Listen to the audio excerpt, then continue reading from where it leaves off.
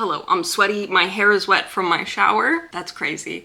This is also a crazy angle. I couldn't be bothered. I'm gonna be completely honest with you. I'm running out of SD cards that are empty, but here we are. This is just gonna be a thing, okay? We're doing the intro like this, and I'm sorry future self who has to go edit this and is gonna cringe the entire time. I had to put on my Damon shirt because you've seen the title, I would assume. I have my green juice for a little team green representation. I have, oh my god, that was so much closer than I was expecting it. I have Allison here as moral support. IDK, I'm also finishing touches on that. But today, we are remaking a shirt that I already own. Technically, it's not mine. This is Lexi's boyfriend's shirt. I'm going to use it to make a new pattern because we know that he likes this shirt and that it fits him well, yada, yada, yada. But we want a little bit closer match of a shirt for the contest. He feels like he is gonna drag us down. So I'm remaking this shirt. I also am like a fabric hoarder. You can't see my shelves right now. Maybe you can. I have fabric from like 15 years. And one of those fabrics, I'm pretty sure I can actually tell you exactly what this fabric was for originally. It's right here. Also, don't mind the mess. I cleaned so much, but not that. I didn't clean that. Let me just, Criston Cole in his shirt, my fabric. Yeah, it's really close. You know what's also really funny is I bought this fabric originally. I'm pretty sure, I'm like 80% sure that I bought this fabric for Arya's season 6 cloak, which has a much bigger waffle weave. And this was when I learned to read fabric descriptions, because that waffle weave is like 2 inches and this one is 1/4 inch, if that. But it is like literally the perfect fabric for Criston Cole's shirt. It's nice, it's light, it's airy, it's gonna be great for him. Yeah, I'm gonna just slightly take apart this shirt, but then we'll put it right back together. So it'll be perfect. And then I don't even have to recreate this collar because his collar is just a straight mandarin collar, which is the easiest collar to draft. So I say we just jump into it and I get us out of this godforsaken angle. Yeah? Yeah? Okay. Cheese.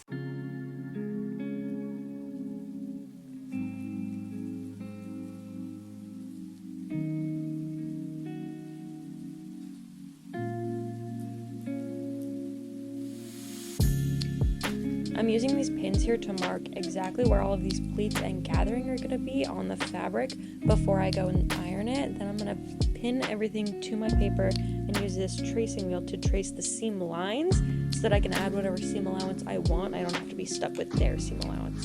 I'm also going to take extra care to make sure all of my pleats get marked, and then I'm going to go back in with a pencil and remark them so that they all are for sure perfectly marked, and then also mark which way they need to fold.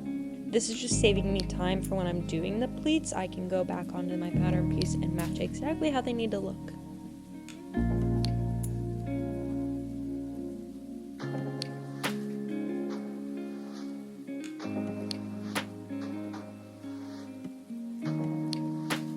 I gave myself more free rein with the pleats on the shoulder because it felt like they had just marked the areas that needed to be gathered, and so I just gave myself that extra space and put in those markers, and I added more specific pleats in later while I was sewing it.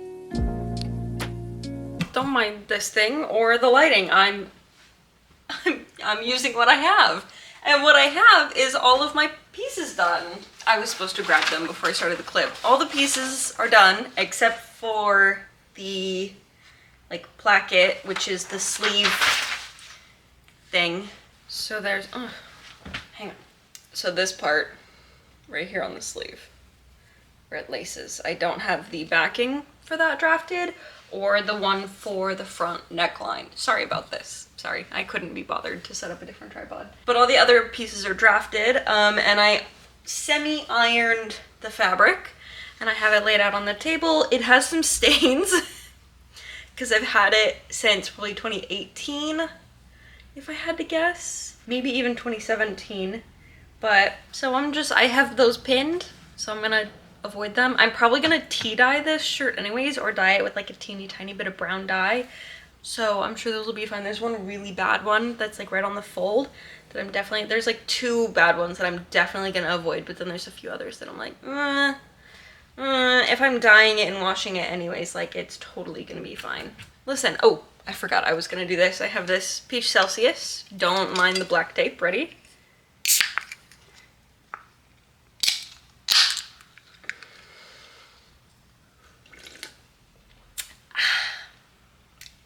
That's good. Last time I had a Celsius, I didn't really feel like it worked, but I also drank it at like 6 p.m. But then I went to bed at like 11 p.m. So I didn't feel like it worked. But, and after this clip, guess what? I need a new SD card. So I hope I have one.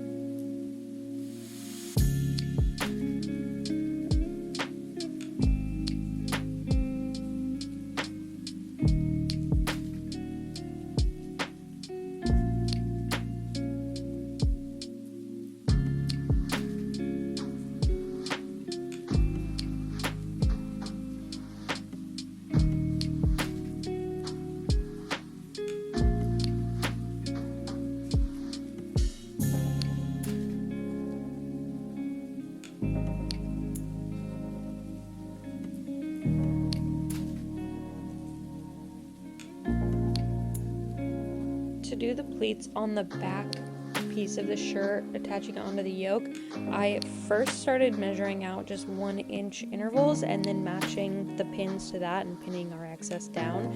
I actually only did 2 this method, and then I ended up lining up the material at the armhole seam and walking it over to the notch where the end of the pleats were going to be, and I used the rest of the material to form one last pleat because it wasn't a perfect inch left. It was a little bit of an awkward kind of material because I did guess on this piece a little bit when I was transferring it onto paper.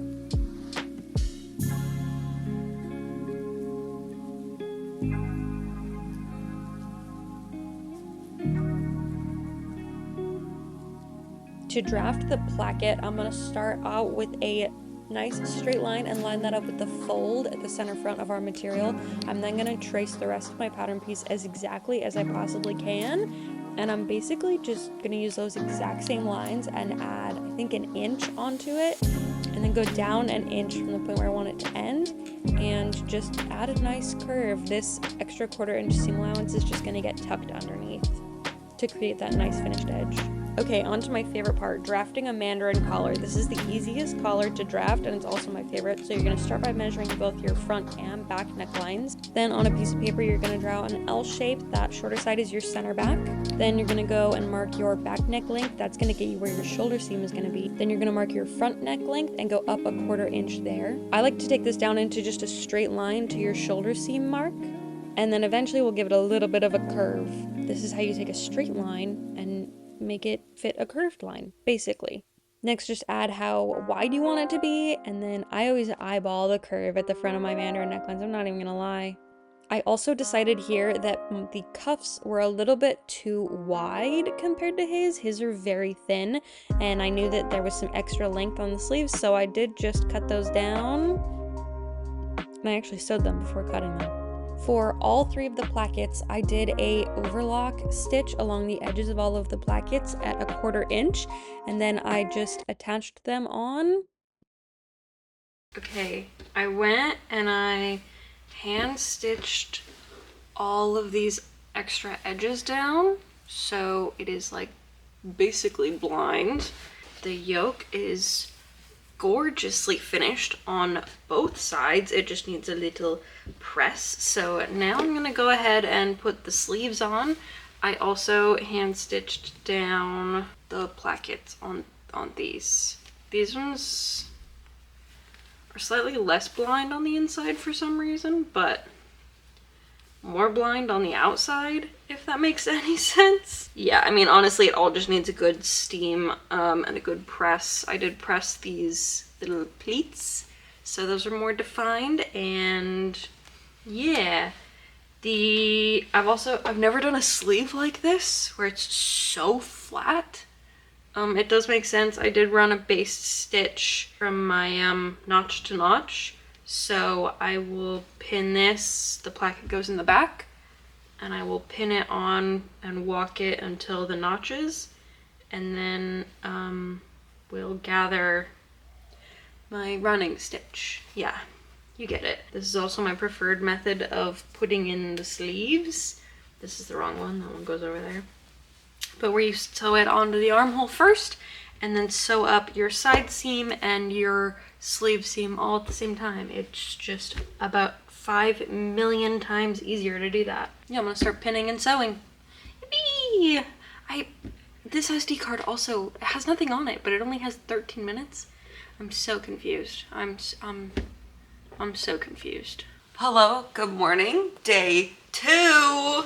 All of the sewing is complete. So you can see all of our lovely hand-sewn finishes. This is the collar, fully finished. All of the cuffs are exactly the same way, and our plackets are very hidden from the right side. And then I also did the hem. Ta-da! I added an inch for the hem, and then I just like pressed it up an inch, and then I folded right on the overlock edge. I just folded that down so it's nice and finished. Then the place that it's not finished is here, these little like side vent things, but that's also just because it then like lays really flat with the side seam. You can barely see my little hand stitches on here, but that's what I was going for. So now I need to figure out the eyelets. On the they're little circles in the pictures that I can see. They're little circles, and I think it's probably like a leather cord in there, but I have some leftover 1/8 inch like white-ish ribbon from Rhaenyra, so I'd love to use that and just literally call this like a hoarding. This is a hoarder shirt. I didn't buy anything for this shirt. I have all the materials. Yeah, it's like a free shirt, hoarder shirt. So I'm gonna use that. I'm just gonna do some tests on my machine. I think my sewing machine has the right features.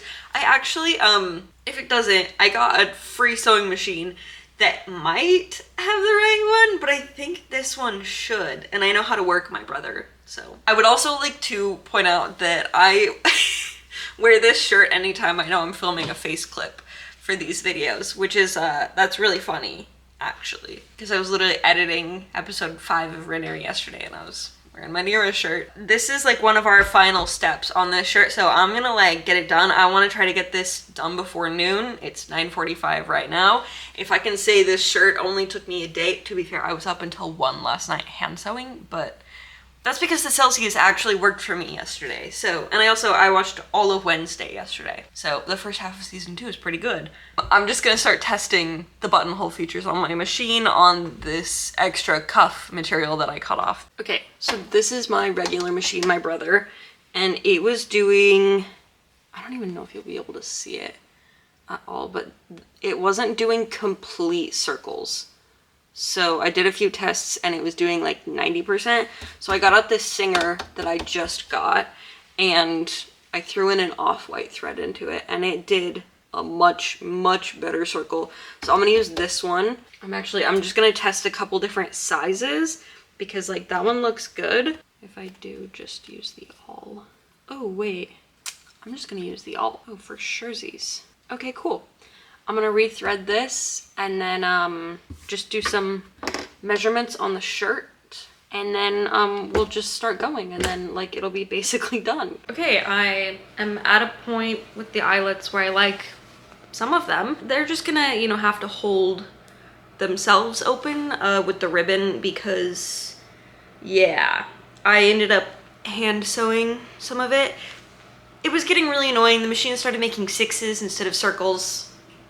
I was over it. So we're gonna take a break from that. I need everyone to look at how white this is. It's so white it looks blue. It's too white. It doesn't live in the world of this. It's not nearly dirty enough. His is like an off-white. I really want to dye this naturally.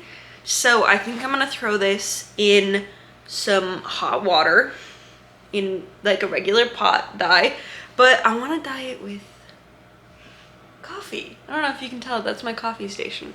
I want to dye it with coffee and tea. So I've never done that before. I'm literally drinking a cup of coffee right here. So I dripped a little bit of it in the armpit here. And then I just kind of rinsed it off. And it did stain it, but I feel like if I leave it for a while in there, we're gonna get like a really nice color. I don't know what kind of fabric this is. I'm gonna be completely honest. I'm hoping it's not like a super synthetic. Okay, so I'm going to prep a pot, and I don't know, so I have like a shit ton of coffee beans that I don't think I'm gonna use. So I'm gonna throw some of that in there, some tea bags. I have so much tea too, it's kind of crazy. Yeah, and then we'll wash it and then we'll see what we're looking like, I guess.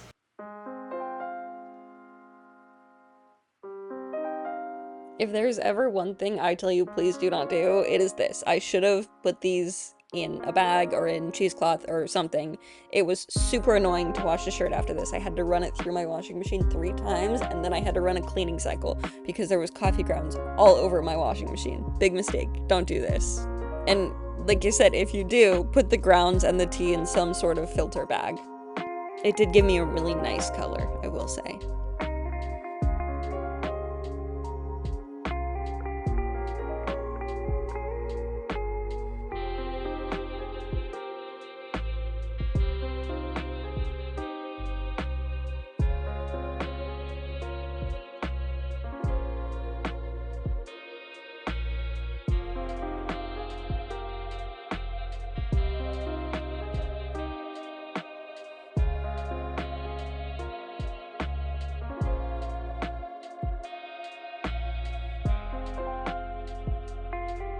We have an off-white shirt. It is definitely more tan now, but I actually think it's gonna be great.